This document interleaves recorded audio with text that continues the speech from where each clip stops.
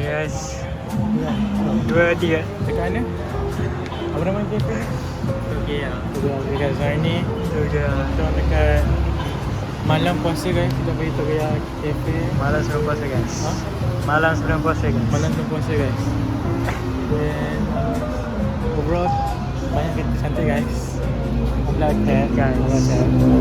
Dan makanan dia pun okey lah guys. Okay guys. Aziz? Pricey sikit lah. Overall 8 lah. makan lah. Sekolah lah. Berapa 10. Banyak gila lah kereta-kereta. Kita orang sampai pukul 11 tapi sebelum pukul 12. Yes. 11 nanti sebelum pukul 12.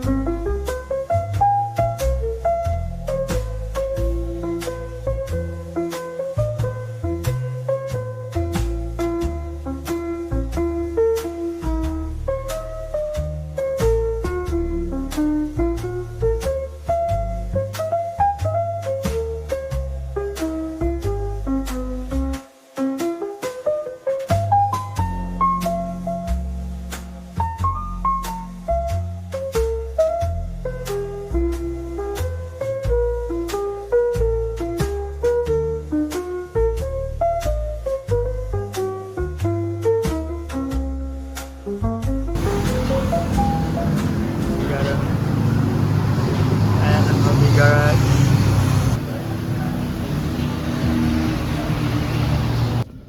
So apa pesanan untuk viewers yang nak datang sini?